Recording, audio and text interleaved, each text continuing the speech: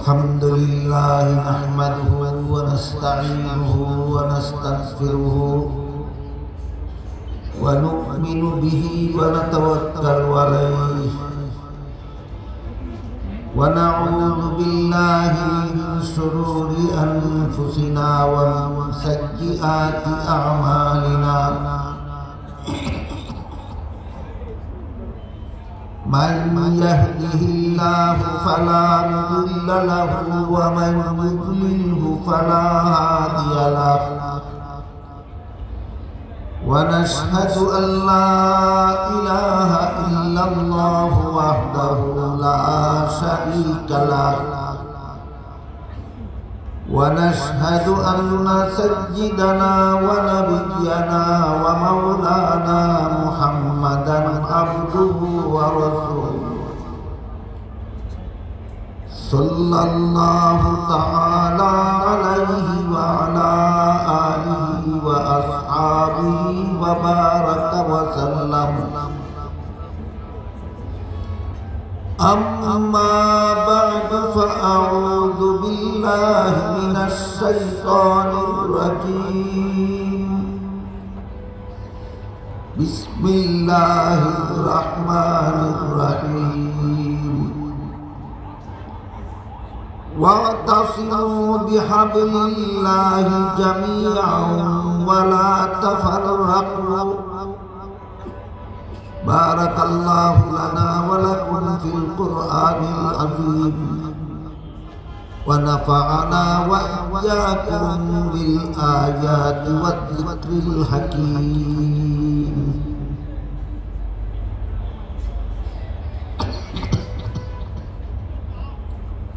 শ্রদ্ধেয় সভাপতি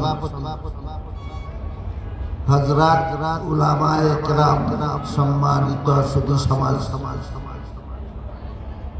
দূর দূরান্ত থেকে আগত সর্বস্তরের মুসলমান ভাইয়েরা,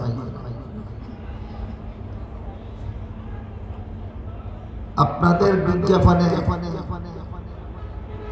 লেখা দেখতে পেলাম এটা তাফসীরুল কুরআন মাহফিল। তাই পবিত্র কুরআনের একটি আয়াতের তাফসীর থেকে কিছু কথা আপনাদের শোনাবার জন্য সূরা আলে ইমরানের 103 নম্বর আয়াতের প্রথমাংশ আমি আপনাদের সামনে তিলাওয়াত করেছি। তাতে আল্লাহ বলেন, ওয়াতাসিমু বিহাবলিল্লাহি জামিআন ওয়া লা তাফাররাকু। এর অর্থ হলো, এখানে মুমিন মুসলমানদের সম্বোধন করে আল্লাহ বলেন, হে মুমিন মুসলমানেরা, তোমরা আল্লাহর রশিকে শক্তভাবে ধারণ আর পরস্পরে বিচ্ছিন্ন হইতে। এখানে যে আল্লাহর রশি বলতে একটা শব্দ আল্লাহ ব্যবহার করেছে, এখানে রশি বলতে দড়ি বা এই জাতীয় পাকানো কোনো জিনিস বোঝাবার জন্য শব্দটি আল্লাহ ব্যবহার করেছে। এটাকে রূপক অর্থে ব্যবহার করেছে। কোরআনের বিভিন্ন আয়াতে বিভিন্ন শব্দকে আল্লাহ মূল অর্থে ব্যবহার না করে রূপক অর্থে ব্যবহার করে।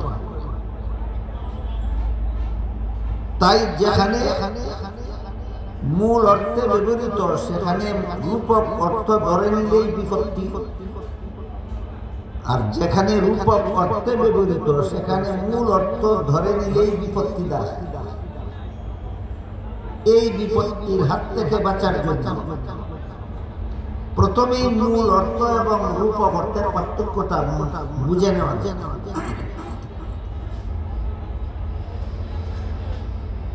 কোন ভাষায় ব্যবহৃত শব্দগুলি কোন শব্দ কোন অর্থে ব্যবহৃত হবে তা অভিধানে উল্লেখ থাকে।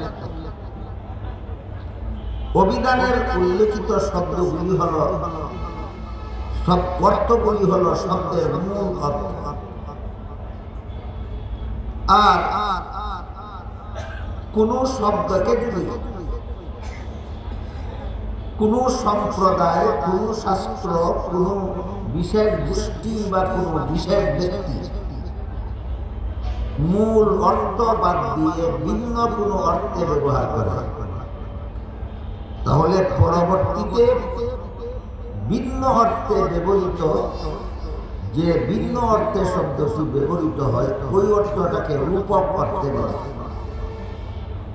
এত লম্বা কথা আপনাদের এই জন্য বলতে হলো, আপনারা সবাই আলেম অথবা মাদ্রাসার ছাত্র।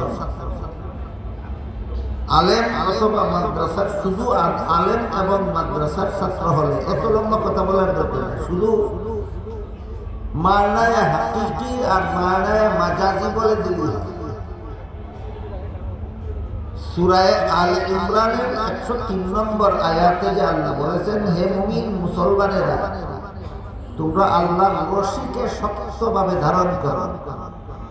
এখানে রশি শব্দটাকে মানায় হাকিকিতে ব্যবহার না করে মানায় মাজাজিতে ব্যবহার করে। এভাবে বলে তো আপনারা সবাই বুঝবেন না, বাধ্য হয়ে বাংলায় বলতে হয়, মূল অর্থে ব্যবহার না করে রূপক অর্থে ব্যবহার করে। এখন যদি কেউ মূল অর্থ আর রূপক অর্থ বোঝেন না, তাহলে তো তার জন্য আগে মূল অর্থ এবং রূপক অর্থ পরিষ্কার হওয়া। আশা করি একটি উদাহরণের মাধ্যমে আমরা সেটা আপনারা সকলেই সেটাও বুঝে নিতে পারেন। রমজান মাসে রাতের বেলায় সেহরি খাওয়ার সময় সীমানা নির্ধারণ করে দিয়ে আল্লাহ কোরআনের এক আয়াতে বলেন, ফাকুলু ওয়াশরাবু হাত্তা ইয়াতাবাজ্জানা লাকুমুল খাইতুল আবয়াদু মিনাল খাইতিল আসওয়াদি মিনাল ফাজর। এর অর্থ হলো, তোমরা ততক্ষণ পর্যন্ত সেহরি খাও যতক্ষণ পর্যন্ত সাদা সুতা এবং কালো সুতা পৃথকভাবে দেখা যায়। এখানে যে সুতা শব্দটি আল্লাহ ব্যবহার করেছে মূল অর্থে নয়, অভিধানে সুতার যে অর্থ লেখা আছে সেই অর্থে আল্লাহ এখানে সুতা শব্দ ব্যবহার করেননি। এখানে সাদা সুতা বলে আল্লাহ ভোর রাতে পূর্বাকাশের সাদা রং বুঝাবার জন্য সাদা সুতা শব্দটি ব্যবহার করেছে, আর ভোর রাতে পূর্বাকাশের কালো রং বুঝাবার জন্য কালো সুতা শব্দটি ব্যবহার করেছে। বুঝে থাকলে আবার বলবেন, সেহরি খাওয়ার সময় সীমা নির্ধারণের জন্য আল্লাহ সাদা সুতা আর কালো সুতা শব্দ দুটি ব্যবহার করেছেন, মূল অর্থে না রূপক অর্থে। এই হল রূপক অর্থের একটা উদাহরণ। এখানে মূল অর্থ ধরে নিলে উদাহরণ, আয়াত নাযিল হওয়ার পরপরই একজন সাহাবী সাদা সুতাকে মূল অর্থে ধরে নিয়ে এবং কালো সুতাকে মূল অর্থে ধরে নিয়ে সেহরি খেতে বসেছিলেন। এক পায়ে একটা সাদা সুতা বাঁধলেন, আরেক পায়ে একটা কালো সুতা বাঁধলেন। যতক্ষণ পর্যন্ত সাদা সুতার সাদা রং আর কালো সুতার কালো রং দেখা না যায় ততক্ষণ পর্যন্ত তিনি সেহরি খেলেন। পরের দিন ঘটনা রাসূলের কাছে ব্যক্ত হলে পরে রাসূল বলে দিলেন, এখানে সাদা সুতা, সুতা অর্থে আল্লাহ ব্যবহার করেননি, পূর্বাকাশের সাদা রঙের অর্থে ব্যবহার করেছেন। আর কালো সুতা, সুতার অর্থে ব্যবহার করেননি, পূর্বাকাশের কালো রঙের অর্থে ব্যবহার করেছেন। তাহলে যে আয়াতে আল্লাহ সুতা শব্দকে রূপক অর্থে ব্যবহার করেছেন সেই অর্থে, সেই আয়াতে মূল অর্থে অর্থ ধরে নিলে রোজা হবে না রোজা নষ্ট হয়। এইভাবে কোরআনের যে কোনো আয়াতে আল্লাহ শব্দকে যদি রূপক অর্থে ব্যবহার করেন আর আপনি যেটা মূল অর্থে ধরে নেন, আপনার কোরআনের অপব্যাখ্যার শিকার হওয়া ছাড়া আপনার কোনো বাধা নেই। তাই কোরআনের যে আয়াতে আল্লাহ যে শব্দকে মূল অর্থে ব্যবহার করেছেন সেই অর্থকে, সেই শব্দকে মূল অর্থেই আমাদের বুঝতে হবে। আর যে শব্দকে রূপক অর্থে ব্যবহার করেছেন সেটাকে রূপক অর্থেই আমাদের বুঝতে হবে। এর আলোকে এবার আমরা সূরা আলে ইমরানের 103 নম্বর আয়াতে যে আল্লাহ বলেছেন আল্লাহর রশিকে শক্তভাবে ধারণ করো, সেখানে রশি শব্দটা কি আল্লাহ মূল অর্থে নয়, রূপক অর্থে ব্যবহার করেছেন। সেহরি সম্বলিত আয়াতে সুতা শব্দকে যেভাবে আল্লাহ মূল অর্থে ব্যবহার না করে রূপক অর্থে ব্যবহার করেছেন, ঠিক তেমনি ভাবে সূরা আলে ইমরানের 103 নম্বর আয়াতে রশি শব্দটাকে আল্লাহ মূল অর্থে ব্যবহার না করে রূপক অর্থে ব্যবহার করেছেন। তখন আয়াতের অর্থ দ্বারায় এখানে রশি শব্দ বলতে আল্লাহর দ্বীন বুঝিয়েছেন। হাবলুল্লাহ এর শাব্দিক অর্থ হলো আল্লাহর রশি, আর এখানে রশি বুঝাবার জন্য নয়, এখানে আল্লাহর দ্বীন বুঝাবার জন্য রশি শব্দ ব্যবহার করেছেন। তাই আয়াতের মর্ম দাঁড়ালো তোমরা আল্লাহর দ্বীনকে শক্তভাবে ধারণ করার মাধ্যমে ঐক্যবদ্ধ হও। এবার একটু পরিষ্কার হলো আয়াতের মর্ম যে সূরা আলে ইমরানের 103 নম্বর আয়াতে আল্লাহ সমস্ত মুমিন মুসলমানদেরকে কোন একটা রশিকে ধারণ করার মাধ্যমে ঐক্যবদ্ধ হতে বলেছেন, আল্লাহর দ্বীনকে শক্তভাবে ধারণ করার মাধ্যমে মুসলমান ঐক্যবদ্ধ। তাই এবার আমাদের বুঝতে হয় আল্লাহর দ্বীন বলতে কি। এই আলোচনাটা অনেক লম্বা, একটু ব্যাপক, অনেক বিস্তারিত। আমি দুঃখিত আজকে এই দ্বীন শব্দের যত অর্থে আল্লাহ কোরআনে যতবার এই দ্বীন শব্দ ব্যবহার করেছেন সবগুলি আমি সারা রাতেও বলে আপনাদের শেষ করতে পারব। রাসূলের যত হাদিসে দ্বীন শব্দ যত অর্থে ব্যবহৃত হয়েছে সবগুলি সবিস্তারে বলে সারা রাতেও শেষ করা যাবে। তাই মোটামুটি ভাবে যেন আমরা আল্লাহর দ্বীন সম্পর্কে একটা ধারণা নিয়ে যেতে পারি, এজন্য দ্বীনের মোটামুটি মর্মটা আমি আপনাদের সামনে তুলে ধরতে চাই। আল্লাহ পাক রব্বুল আলামিন পবিত্র কোরআনের সূরা শূরা এর 13 নম্বর আয়াতে বলেছেন আকিমুদ্দিন। এখানে দ্বীন শব্দকে আল্লাহ ইসলামের সহিহ আকীদা অর্থে ব্যবহার করেছেন। আকিমুদ্দিনের অর্থ হলো তোমরা ইসলামের সহিহ আকীদায় অটল থাকো। যে সহিহ আর আকীদা দুটো শব্দ, এই দুটো আবার আরবি ভাষা। কাজেই কেউ যদি আরবি ভাষা হওয়ার কারণে কারো যদি বুঝতে অসুবিধা হয় তাহলে আমি একেবারে খাঁটি বাংলাটা বলে দিই। আকিমুদ্দিন আয়াতের খাঁটি বাংলা অর্থ হলো হে মুমিন মুসলমানেরা তোমরা ইসলামের বিশুদ্ধ মতবাদে অটল। সহিহ আকীদার বাংলা হলো বিশুদ্ধ মতবাদ, সহিহ আকীদার বাংলা হলো বিশুদ্ধ। আল্লাহর দ্বীনের প্রধান অংশ এই জিনিসটা।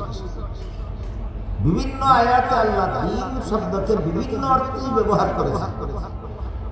বিভিন্ন হাদিসে রাসূল দ্বীন শব্দকে বিভিন্ন অর্থে ব্যবহার করেছেন। কিন্তু দ্বীনের প্রধান অংশ হলো ইসলামের সহিহ আকীদা বা ইসলামের বিশুদ্ধ মতবাদ। সূরা শূরার 13 নম্বর আয়াতে যে আল্লাহ বলেছেন আকিমুদ্দিন, এর অর্থ হলো তোমরা ইসলামের বিশুদ্ধ মতবাদে অটল থাকো। যারা আরবিতে বুঝেন আরবিতেই স্মরণ রাখুন, ইসলামের সহিহ আকীদায় অটল থাকো। মাদ্রাসার ছাত্ররা কিন্তু সহিহ আকীদা বলে বিশুদ্ধ আকীদা বললে তাদের আবার ব্যাখ্যার দরকার হয়। বিশুদ্ধ কোনটা, আকীদা কোনটা, আবার তাদের জন্য ব্যাখ্যার দরকার। আর আপনাদের জন্য সহিহ আকীদার চেয়ে আমি মনে করি বিশুদ্ধ মতবাদ বুঝাই সবচেয়ে সহজ। সূরা শূরার 13 নম্বর আয়াতে আল্লাহ বলেছেন আকিমুদ্দিন, এর অর্থ হলো তোমরা ইসলামের সহিহ আকীদা অর্থাৎ ইসলামের বিশুদ্ধ মতবাদে অটল থাকো। এই আয়াত আল্লাহ কেন নাযিল করেছেন? তার কারণ হলো রাসূলের যুগে ও সমাজে এমন কিছু লোক বসবাস করে যারা দাবি করত তাদের ধর্ম ইসলাম, কিন্তু মতবাদ পোষণ করত ভ্রান্ত। ইসলামের নামে ভ্রান্ত মতবাদ পোষণ করত। এটাকে প্রতিরোধ করে, প্রতিবাদ করে আল্লাহ বলেন ইসলামের নামে ভ্রান্ত মতবাদ পোষণ করা যাবে না। ধর্ম যাদের ইসলাম, তারা ইসলামের বিশুদ্ধ মতবাদেই অটল থাকতে হবে।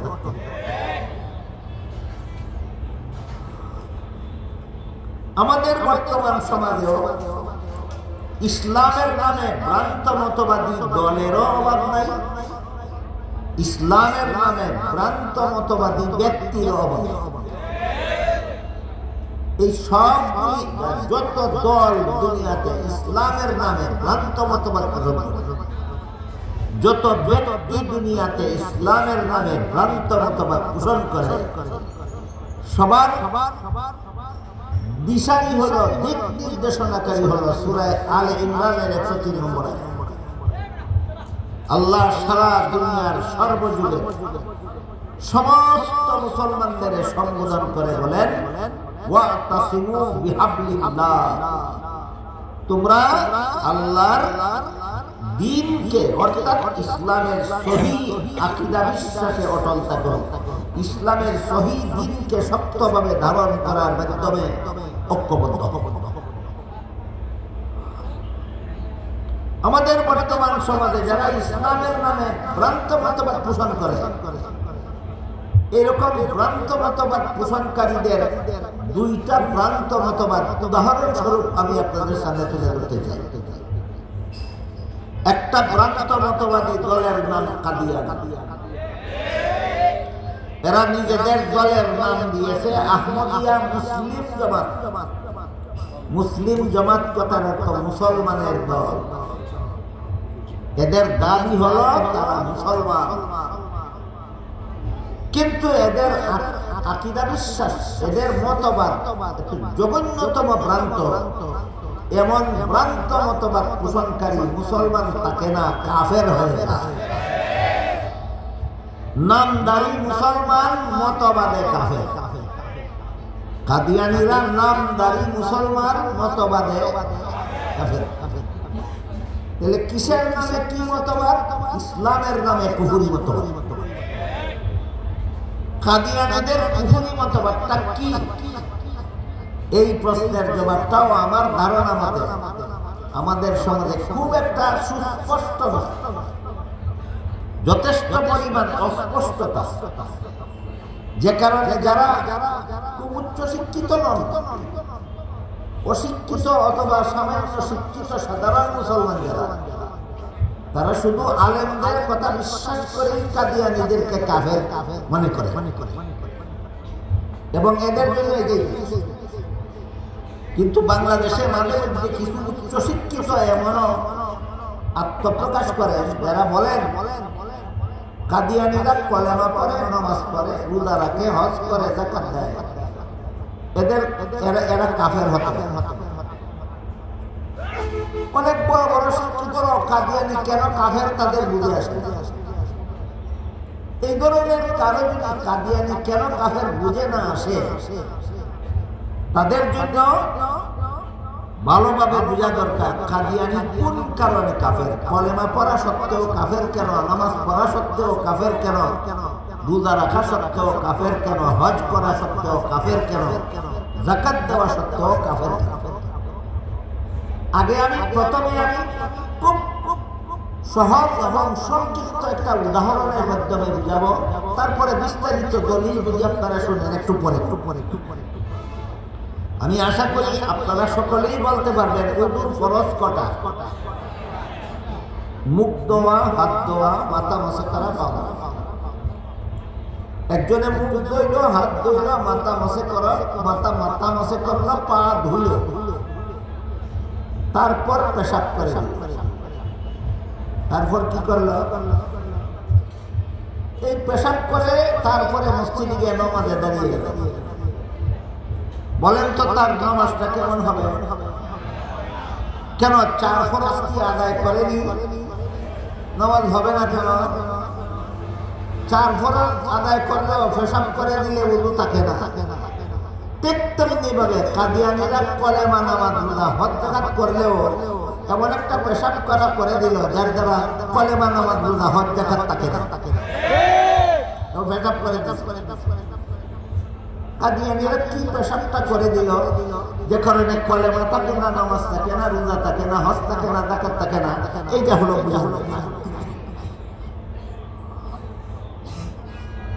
আল্লাহ পাক রব্বুল আলামিন পবিত্র কোরআনের সূরা আহজাবের 40 নম্বর আয়াতে আমাদের নবীকে একটি উপাধি দিয়েছেন, খাতামুন নবিয়্যিন। আপাতত আল্লাহর দেওয়া উপাধি যে আল্লাহর ভাষায় স্মরণ রাখুন, খাতামুন নবিয়্যিন। কি উপাধি? খাতামুন। হাদিস শরীফে রাসূল করিম সাল্লাল্লাহু আলাইহি ওয়াসাল্লাম বলেন, লা তাকুমুস সাআতু হাত্তা ইউবআসা দাজ্জালুনা কাযযাবুনা কুল্লুহুম ইয়াজআমু আন্নাহু নাবিয়্যুন ওয়া আনা খাতামুন নাবিয়্যিনা লা নাবিয়্যা বা'দি। এর অর্থ হলো রাসূল বলেন, আমার পরে কিয়ামত পর্যন্ত যদি কেউ নবী হওয়ার দাবি করে তাহলে সে হবে মিথ্যাবাদী দাজ্জাল। আমার পরবর্তী কেউ নবুয়তের দাবি করলে মিথ্যাবাদী দাজ্জাল হবে। কেন? কারণ বর্ণনা করে রাসূল বলেন, আল্লাহ যে আমাকে খাতামুন নবিয়্যিন উপাধি দিয়েছেন, এর অর্থ হলো আমি শেষ নবী, আমার পরে আর কোনো নবী নেই। এবার বলুন, কোরআনের 40 নম্বর সূরা আহজাবের 40 নম্বর আয়াতে আল্লাহ যে আমাদের নবীকে খাতামুন নবিয়্যিন উপাধি দিয়েছেন, অর্থটা কি? শেষ নবী। অর্থটা কি? কাদিয়ানীরা মানে তাহলে সূরা আহজাবের 40 নম্বর আয়াত মানে কোরআনের কোন একটি আয়াত যে মানে না সেই কাফের। কোরআনের কোন একটি আয়াত যে মানে না সেই কাফের। কোরআনের আয়াত মানে না কলেমা পড়লে কি লাভ হবে? কোরআনের আয়াত মানে না নামাজ পড়লে কি হবে? কোরআনের আয়াত মানে না রোজা রাখলে কি হবে? কোরআনের আয়াত মানে না হজ করলে কি হবে? কোরআনের আয়াত মানে না যাকাত দিলে কি হবে? পেশাব করে দিল মুখ ধুইলে কি হইল? পেশাব করে দিল হাত ধুইলে কি হইল? পেশাব করে দিল মাথা মাসে করলে কি হইল? পেশাব করে দিল পা ধুইলে কি হইল? যা হইল কোরআনের আয়াত মানে না ইসলামের পঞ্চবিনা পালন করলে তাই হইল।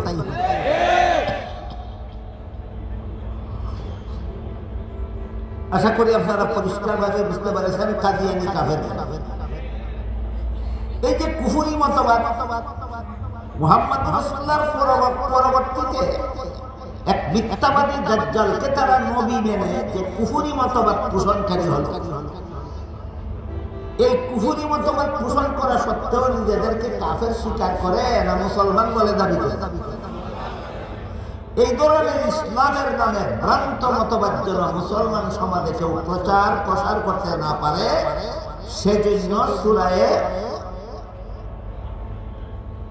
সূরার 11 নম্বর আয়াতে বলেছেন, আকিমুদ্দিন, ইসলাম তাদের ধর্ম, তোমরা ইসলামের বিশুদ্ধ মতবাদে অটল থাকো।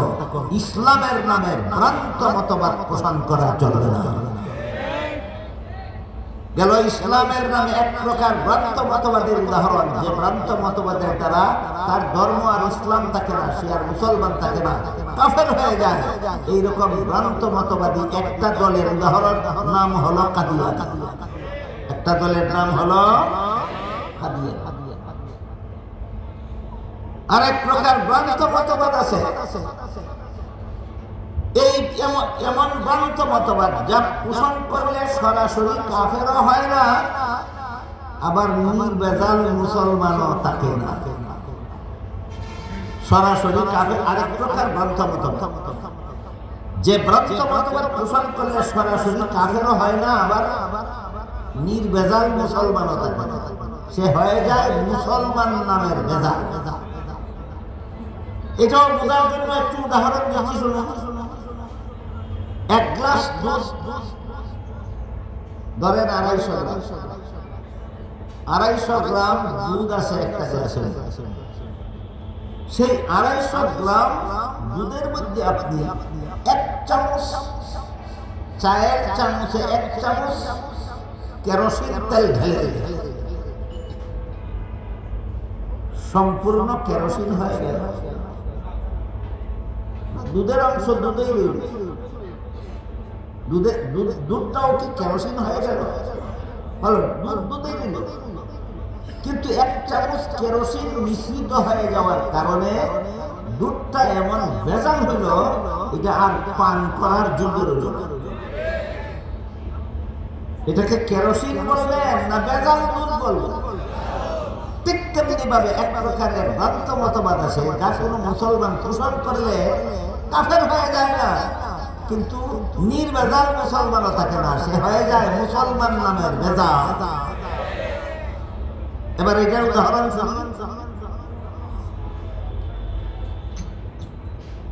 পবিত্র কোরআনের সূরা বাকারা 124 নম্বর আয়াত, আল্লাহ পাক রব্বুল আলামিন সমস্ত নবী রাসূলগণের ব্যাপারে একটা সার্বজনীন মূলনীতির ঘোষণা দিয়েছেন। এই শব্দটা মনে রাখুন, সার্বজনীন। কেমন? সার্বজনীন মানে দুই একজন নবীর বেলায় প্রযোজ্য না, সকল নবীর বেলায়? হ্যাঁ, সকল নবীর বেলায় প্রযোজ্য সার্বজনীন একটা মূলনীতির ঘোষণা দিয়েছেন। কি? লা ইয়ানালু আহদুজ জালিমিন, নবুয়তের পদ আমি গুনাহগারদেরকে দান করি না। কোন গুনাহগারকে আমি নবী বানাই না, আর যাদেরকে নবী বানাই এরা জীবনে কোনোদিন গুনাহ করে না। তাইলে বেগুনাহ হওয়ার গুণটা দুই একজন নবীর জন্য ব্যতিক্রম না সার্বজনীন? সার্বজনীন মানে দুই একজন নবী গুনাহগার আছে না সকল নবী বেগুনাহ? এই নীতিটা আল্লাহ ঘোষণা দিলেন কোন সূরার কত নম্বর আয়াতে? সূরাতুল বাকারার 124 নম্বর। এত সত্ত্বেও আমাদের মুসলমান সমাজের ফাঁকে ফুঁকে মাঝে মধ্যে এমন কিছু স্বঘোষিত পণ্ডিতের আবির্ভাব অথবা এমন কিছু স্বঘোষিত আমিরের আবির্ভাব হয়, যে সকল পণ্ডিতেরা আর আমিরেরা বিভিন্ন নবীর জীবনের বিভিন্ন ঘটনাকে অপব্যাখ্যার মাধ্যমে নবীগণকে গুনাহগার সাজায়। এই সমস্ত নবীগণের প্রথম কাতার প্রথম নম্বরে রয়েছেন হযরত আদম আলাইহিস সালাম। এই সমস্ত স্বঘোষিত পণ্ডিত আর যে সমস্ত স্বঘোষিত আমিরেরা বিভিন্ন নবীর জীবনের বিভিন্ন ঘটনাকে অপব্যাখ্যার মাধ্যমে গুনাহগার সাজায়, এই সমস্ত নবীগণের 1 নম্বরে রয়েছেন হযরত আদম আলাইহিস সালাম। হযরত আদম আলাইহিস সালামকে আল্লাহ জান্নাতে দিয়ে বলেছিলেন সব গাছের ফল খাও, শুধু একটি গাছের ফল খেতে নিষেধ করেছিলেন। শেষ পর্যন্ত ইবলিস আদমকে ধোঁকা দিয়ে জান্নাতে আল্লাহর নিষিদ্ধ গাছের ফল খাইয়েছিলেন। ইবলিসের ধোঁকায় পরে আদম জান্নাতে নিষিদ্ধ গাছের ফল খেয়েছিলেন। এই ঘটনা কোরআনে আছে। এখানে এসে সমস্ত পণ্ডিতেরা ব্যাখ্যাটা এইভাবে যে আল্লাহর আদেশ নিষেধ লঙ্ঘন করলেই তো গুনাহ হবে, আর আদম যে আল্লাহর নিষেধ লঙ্ঘন করেছেন সেটা তো কোরআনে আছে, সুতরাং কোরআনের বিবরণ মতেই তো আদম গুনাহগার সাব্যস্ত। একটু সময়ের জন্য যদি এই ব্যাখ্যাটা আপনি মেনে নেন, তাহলে সূরাতুল বাকারার 124 নম্বর আয়াতে আল্লাহ যে সার্বজনীন মূলনীতি ঘোষণা দিয়েছিলেন সেটা বহাল থাকে না, লঙ্ঘন হয়। এর দ্বারাই প্রমাণ হয়ে গেল তোমার ব্যাখ্যাটা ভুল। যে ব্যাখ্যা তুমি করেছ যে ডালাও বলে আল্লাহর আদেশ নিষেধ যে কোনো লোকের যে কোনো অবস্থায় যে কোনো সময় লঙ্ঘন করলেই গুনাহ হয়, এই যে ব্যাখ্যা তুমি করেছ, তোমার ব্যাখ্যা আল্লাহর সার্বজনীন মূলনীতির সাথে সাংঘর্ষিক। এই সাংঘর্ষিক হওয়াটাই একথার জ্বলন্ত প্রমাণ তোমার ব্যাখ্যাটা ভ্রান্ত। তাহলে নতুন নবীকে যারা এরকম ভ্রান্ত ব্যাখ্যার মাধ্যমে গুনাহগার বলে সাব্যস্ত করে, এরা যদি আপনাদেরকে বলে আল্লাহ সূরা আলে ইমরানের 103 নম্বর আয়াতে বলেছেন মুসলমান ঐক্যবদ্ধ হও, ভ্রান্ত মতবাদীদের সাথে আল্লাহ মুসলমানদের ঐক্যবদ্ধ হতে বলেছেন না ইসলামের বিশুদ্ধ মতবাদে বিশ্বাসী যারা তাদের সাথে?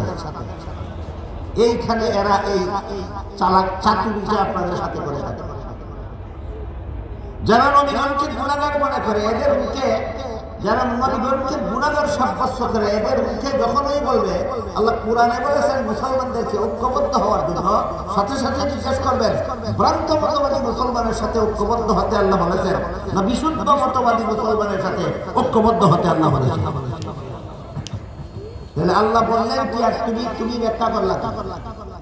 আল্লাহ তো বললেন যে তোমার মতো ভ্রান্ত মতবাদীদের সাথে মুসলমানকে ঐক্যবদ্ধ হতে। আল্লাহ সূরা সূরার 13 নম্বর আয়াতে বলেছেন আকিমুদ্দিন, ইসলামের বিশুদ্ধ মতবাদে অটল থাকো। যারা ইসলামের বিশুদ্ধ মতবাদে অটল তাদের সাথে ঐক্যবদ্ধ হওয়ার কথা আল্লাহ বলেছেন।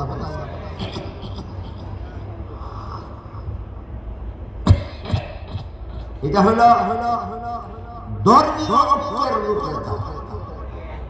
মুসলমান যদি ধর্মীয় ভাবে ঐক্যবদ্ধ হতে হয় তাহলে সূরা আলে ইমরানের 103 নম্বর আয়াতে সেই ঐক্যের রূপরেখা আল্লাহ বলে দিয়েছেন ইসলামের বিশুদ্ধ মতবাদ আল্লাহর সহিহ দ্বীন পালনের মাধ্যমে মুসলমান ঐক্যবদ্ধ।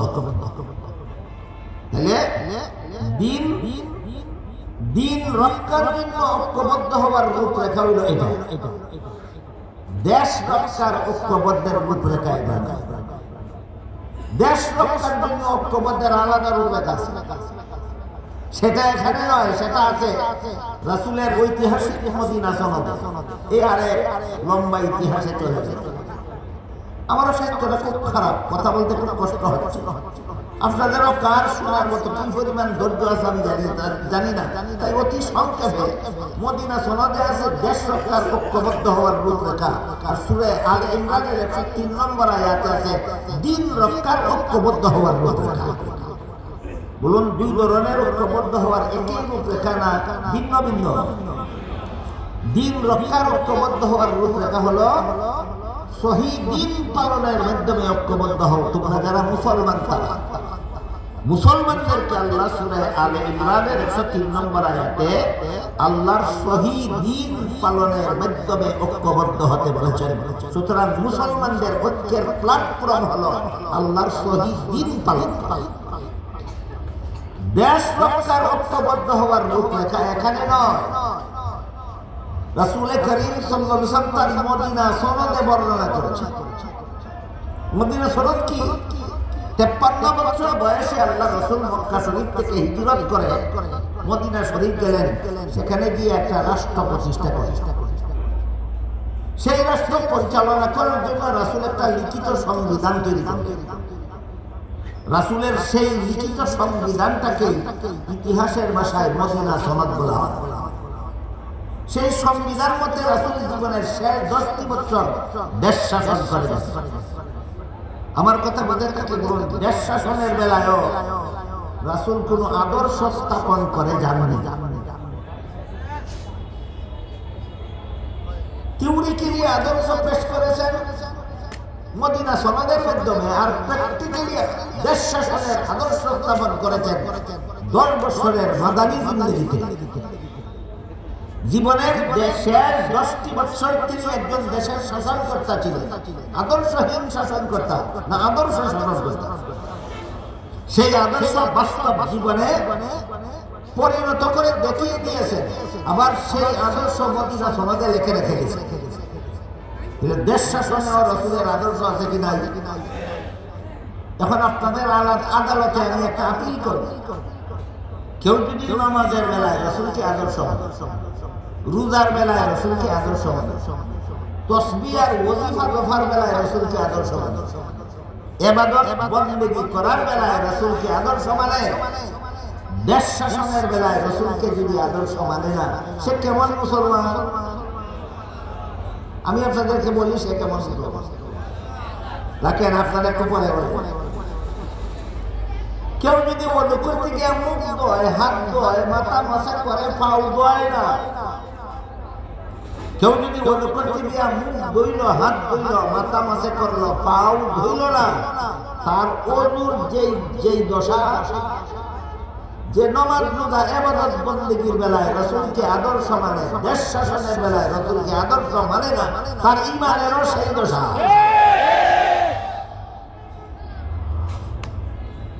আমার কথা বলি বুঝতে আপনাদের অসুবিধা হয়? বলুন মুদ্দা ওযুর একটা ফরজ কি পালন করেন? হাত ধোয়া ওযু একটা ফরজ কিনা? পালন করলো। মাথা মুছে করা ওযুর একটা ফরজ কিনা? পালন করলো। পা ধোয়া ওযুর একটা ফরজ কিনা? করলো না। তার কেমন দুই হইল না।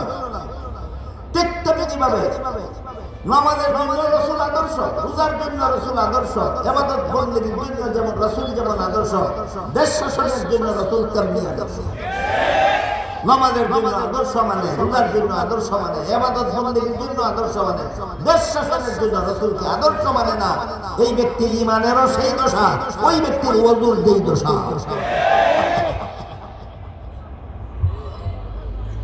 সেই মদিনা সনদের এবারে ক্লিয়ার হলো যে রাসূল যে মদিনা শরীফকে একটা রাষ্ট্র প্রতিষ্ঠা করেছিলেন, সেই রাষ্ট্র শাসন করার জন্য লিখিত যে সংবিধান তৈরি করেছিলেন, এই সংবিধানের নামই মদিনা। মদিনা সনদের একটা দুইটা ধারা, মদিনা সনদের একটা ধারা উল্লেখ আছে, এই সংবিধান যারা মেনে চলে তারা সবাই এই একই দেশের বাসিন্দা গণ্য হবে। এটা হলো রাষ্ট্রীয় ঐক্য, এটা হলো দেশ রক্ষার ঐক্য। সংবিধান যারা মেনে চলে তারা এক দেশের বাসিন্দা, তারা এক দেশের বাসিন্দা, তারা মুসলমান হোক চাহে মুসলমান। আরেকটা দ্বারাই উল্লেখ আছে, যেহেতু এই মদিনা সনদের অধীনে এই দেশের সমস্ত বাসিন্দা এক, তাই এই দেশের মুসলমানদের ইসলাম ধর্ম পালনের যেটুকু অধিকার আছে, এই দেশের ইহুদি বা অন্যান্য ধর্মাবলম্বীরও তাদের ধর্ম পালনের সমান অধিকার আছে। তাহলে দেশ রক্ষার ঐক্য শুধু মুসলমানদের দিয়ে হয় না, দেশের সমস্ত ধর্মাবলম্বীদের সমন্বয়ে হয়। মদিনা সনদের দুইটা ধারা বুঝে থাকতে বলুন, দেশ রক্ষার ঐক্য শুধু মুসলমানদের সমন্বয়ে হয় না, মুসলমান অমুসলমান নির্বিশেষে সমস্ত ধর্মাবলম্বীদের সমন্বয়ে দেশ রক্ষার ঐক্য হয়। সমস্ত দেশের সমস্ত নাগরিকদের সমন্বয়ে দেশ রক্ষার ঐক্য হয়। সেই মদিনা সনদের একটা দ্বারা চমৎকার শুনে, সেই মদিনা সনদের আরেক দ্বারা উল্লেখ, যেহেতু এখানে বসবাসকারী ইহুদিরা এবং মুসলমানেরা একই দেশের নাগরিক, সবাই এক, তাই মদিনার কোন ইহুদির বিরুদ্ধে, ইহুদির উপর যদি বাইরের কোন শত্রু হামলা করে, মদিনার মুসলমানেরা ইহুদিদের পক্ষ হয়ে ইহুদিদের দুশমনের বিরুদ্ধে লড়াই করতে হবে।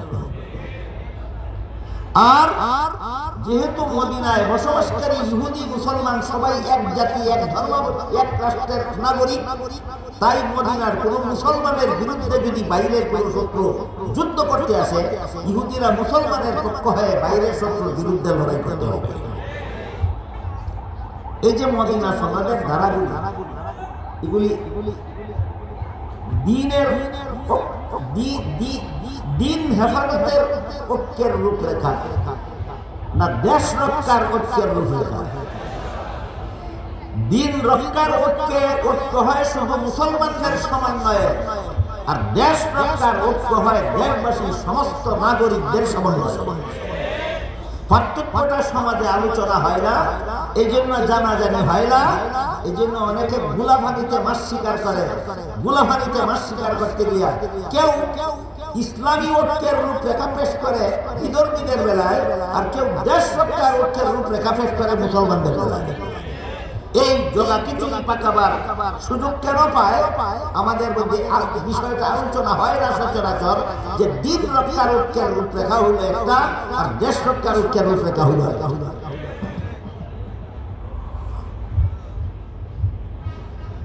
মুসলমান অমুসলমান নির্বিশেষে সমস্ত দেশের সমস্ত নাগরিকদের নিয়ে যে ঐক্য হবে, সেই ঐক্যের জন্য কতগুলি শর্ত আছে। এক নম্বর শর্ত হলো আইন শৃঙ্খলা, দেশের আইন শৃঙ্খলা মেনে নিতে বাধ্য থাকে।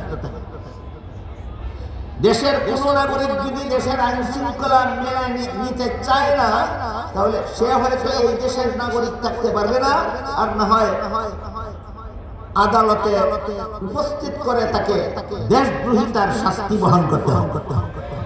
এরকম একটা সংগঠন আমার জানা মতে বাংলাদেশে বাংলাদেশের নাগরিক হয়ে জীবনযাপন করতে চায়, বাংলাদেশের আইন শৃঙ্খলা মানে না। সংগঠনটার নাম ইসকন। সংগঠনটার নাম ইসকন। ইসকন বাংলাদেশের স্বাধীনতা বিরোধী, ইসকন বাংলাদেশের সার্বভৌমত্ব বিরোধী, ইসকন বাংলাদেশের ভৌগোলিক সীমারেখা বিরোধী, ইসকন সমস্ত মুসলমানের দুশ্মন, অন্যান্য ধর্মাবলম্বীদের দুশ্মন। এই ইসকনের আমি আপনাদের সকলের পক্ষ থেকে বর্তমান অন্তর্বর্তীকালীন সরকারের কাছে আবেদন রাখতে চাই, এই রাষ্ট্রদ্রোহী ইসকন নামক সংগঠনকে হয়তো এদের নাগরিকত্ব বাতিল করা হোক, আর না হয় আদালতে ইসকনের সমস্ত কর্মী সদস্যদের রাষ্ট্রদ্রোহিতার মামলায় বিচার করা হোক।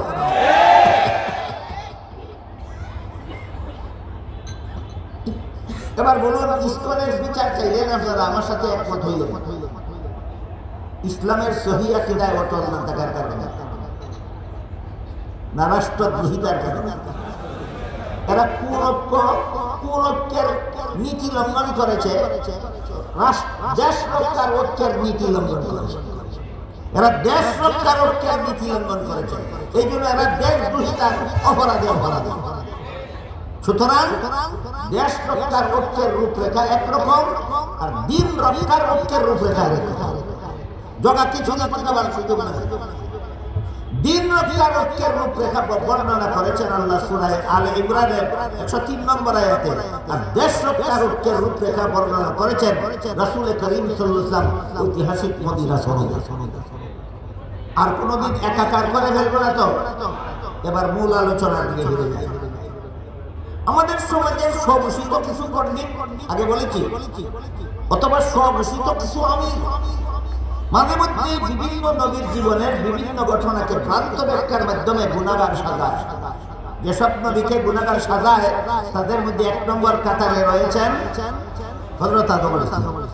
আদম আলাইহিস সালামের জীবনের মূল অংশটাকে তারা ভুল ব্যাখ্যার মাধ্যমে গুনাহগার সাজায় জান্নাতে নিষিদ্ধ গাছের ফল খাওয়ার কথা।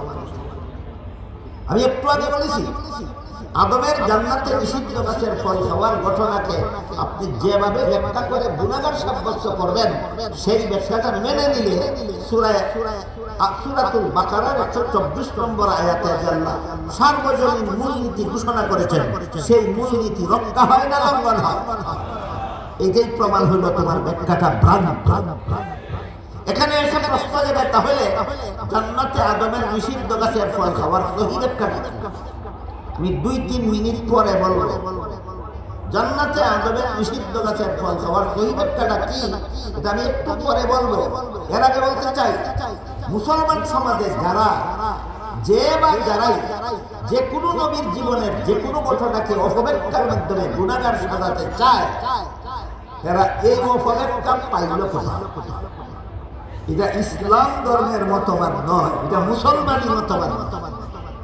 নবীগণকে গুনাহগার সাব্যস্ত করা ইসলামী মতবাদ নয়, কারণ এটা সূরা আল বাকারার 124 নম্বর আয়াত বিরোধী।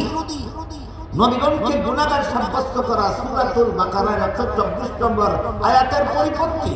তাই কোন নবীকে গুনাহগার সাব্যস্ত করা ইসলামী মতবাদ নয়। তাহলে এটা কোথাকার মতবাদ? এরা কোথা থেকে আমদানি করলো? সেই ঠিকানাটা আগে আপনাদের সামনে তুলে ধরতে চাই।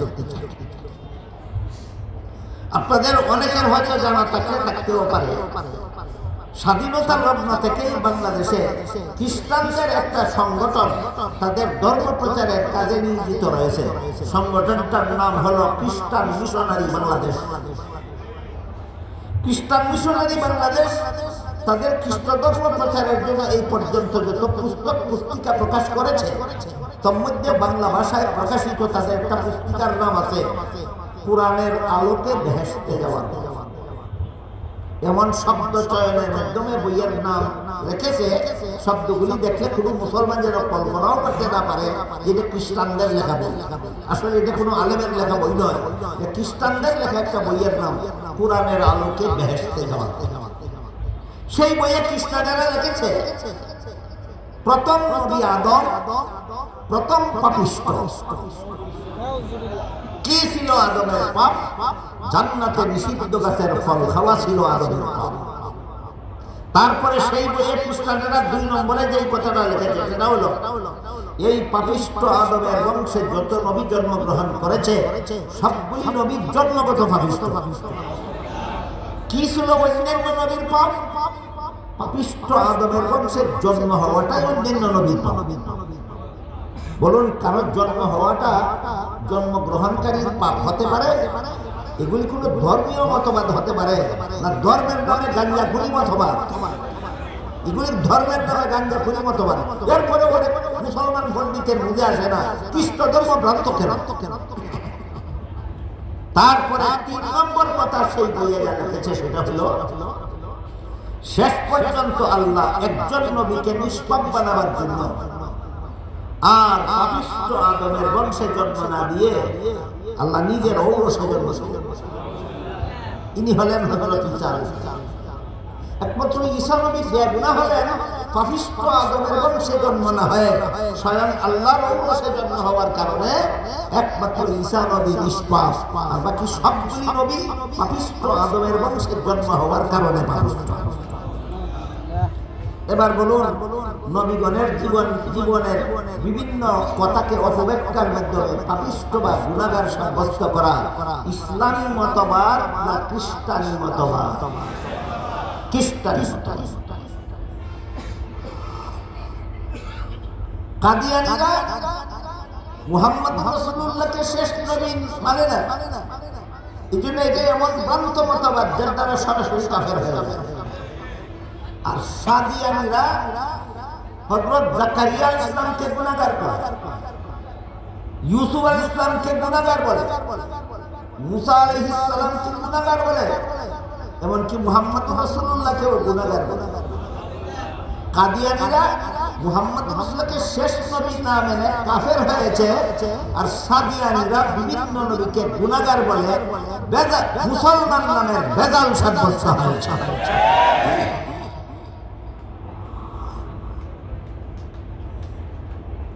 খ্রিস্টানদের বইয়ের যে লেখাটাই দিলাম বুঝে থাকতে বলুন, নবীগণকে গুনাহগার সাব্যস্ত করা আসলে ইসলামী মতবাদ না খ্রিস্টানি মতবাদ? খ্রিস্টানি। এবার আমরা বোঝার চেষ্টা করব, জান্নাতে আদমে নিষিদ্ধ গাছের ফল খেয়েছিলেন, এটা তো কোরআনে আছে, গুনাহ হবে না? এই প্রশ্নের বিভিন্ন জবাব সঠিকপন্থী মুসলমানগণ, হক্কানি মুসলমানদের বেলার যারা তাফসীরের কিতাব লিখেছেন প্রায় সকলেই আপন আপন তাফসীরের কিতাবে জান্নাতে আদমের নিষিদ্ধ গাছের ফল খাওয়ার বিভিন্ন বিশুদ্ধ ব্যাখ্যা লিখেছেন। এর মধ্যে একটা ব্যাখ্যা আপনাদের শোনাই। মানুষের কোনো কাজের দ্বারা সওয়াব হয় অথবা কোনো কাজের দ্বারা গুনাহ হয় দুনিয়ার জীবনে, জান্নাতি জীবনের কোনো কাজে সওয়াব নাই গুনাহ নাই। কথাটা শুনুন, একটু বুঝার চেষ্টা করুন, স্মরণ রাখুন। মানুষের কোনো কাজে সওয়াব হয়, কোনো কাজে গুনাহ হয় কোন জীবনে? জান্নাতি জীবনের কোনো কাজে সওয়াব নাই। যেমন দুনিয়ার জীবনে যদি কোনো মুসলমান পুরুষ 4-এর বেশি স্ত্রী একসাথে নিজের ঘরে রাখে, বলেন সওয়াব হবে না গুনাহ হবে? 4-এর বেশি বউ রাখা সওয়াব না গুনাহ? আল্লাহ রাসূল বলেছেন জান্নাতে মুসলমান পুরুষ কমপক্ষে 72টা বিবি পাবে। 4-এর বেশি রাখলে যেখানে গুনাহ হয় সেখানে 72টা রাখলে গুনাহ হবে না কেন? এই প্রশ্নের যেই জবাব, আদম জান্নাতে নিষিদ্ধ গাছের ফল খেলে গুনাহ হবে না কেন, ওই প্রশ্নের সেই জবাব। কি জবাব বুঝলেন? কি জবাব? 4-এর বেশি বউ রাখা হারাম, 72 বউ কোন আইনের বলে রাখবে? এই প্রশ্নের যেই জবাব, আল্লাহর আদেশ কিসের লঙ্ঘন করাই হারাম, আদম লঙ্ঘন করলো, গুনাহ হলো না কেন, ওই প্রশ্নের সেই জবাব। জবাব একটাই, সেটা হলো মানুষের কোনো কাজে সওয়াব হয়, কোনো কাজে গুনাহ হয় দুনিয়ার জীবনে, জান্নাতি জীবনের কোনো কাজে সওয়াব নাই গুনাহ নাই। এবার বলুন, আদম নিষিদ্ধ গাছের ফল খেয়েছিলেন কোন জীবনে? এর সাথে সওয়াবের কোনো সম্পর্ক নাই, গুনাহের কোনো সম্পর্ক নাই। এবার বলুন, এই ব্যাখ্যাটা মেনে নিলে সূরাতুল বাকারার 124 নম্বর আয়াতে আল্লাহ যে সমস্ত নবীগণের বেলা একটা সার্বজনীন মূলনীতির কথা বলে দিয়েছিলেন, মূলনীতিটা লঙ্ঘন হয় না, বহাল থাকে, এটাই প্রমাণ। ব্যাখ্যাটা আছে। তাই আল্লাহ যে সূরা আল ইমরানের 103 নম্বর আয়াতে বললেন আল্লাহর দ্বীন পালনের মাধ্যমে ঐক্যবদ্ধ মুসলমান ঐক্যবদ্ধ হও। দেখি দেশ রক্ষার ঐক্য না দ্বীন রক্ষার ঐক্য? দ্বীন রক্ষার ঐক্যের আয়াতকে আজকাল অনেকেই দেশ রক্ষার ঐক্যের সাথে জগা খিচুড়ি পাকা, আর দেশ রক্ষার ঐক্যের কথা বলে বিগত 16 বছর পর্যন্ত আরেক দল দ্বীন রক্ষার ঐক্যের সাথে জগা খিচুড়ি পাকিয়েছিল। এক দলে দেশ রক্ষার ঐক্যকে দ্বীন রক্ষার সাথে জগা খিচুড়ি পাকায়, আরেক দলে দ্বীন রক্ষার ঐক্যকে দেশ রক্ষার ঐক্যের সাথে জগা খিচুড়ি পাকায়। দুটো দলের মতলব খারাপ।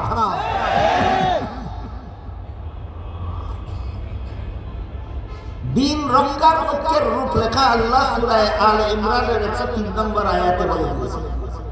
আল্লাহর সহি দ্বীন পালনের মাধ্যমে ঐক্যবদ্ধ হও সমস্ত দেশবাসী, সমস্ত মুসলমান। আল্লাহর সহি দ্বীন পালনের মাধ্যমে ঐক্যবদ্ধ হও সমস্ত দেশবাসী নয়, সমস্ত মুসলমান। আর দেশের আইন শৃঙ্খলা পালনের মাধ্যমে সমস্ত নাগরিক ঐক্যবদ্ধ হোক, মুসলমান হোক অমুসলমান হোক, মুসলমান হোক অমুসলমান হোক, দেশের আইন শৃঙ্খলা রক্ষার মাধ্যমে সমস্ত দেশবাসী ঐক্যবদ্ধ হোক, চাই মুসলমান হোক, চাই হিন্দু হোক, চাই বৌদ্ধ হোক, চাই খ্রিস্টান হোক। দেশ রক্ষার জন্য ঐক্যের রূপরেখা আল্লাহ রাসূল মদিনা সনদে উল্লেখ করেছেন। আর দ্বীন রক্ষার ঐক্যের রূপরেখা আল্লাহ পাক রব্বুল আলামিন সূরা আলে ইমরানের 103 নম্বর আয়াতে উল্লেখ করেছেন।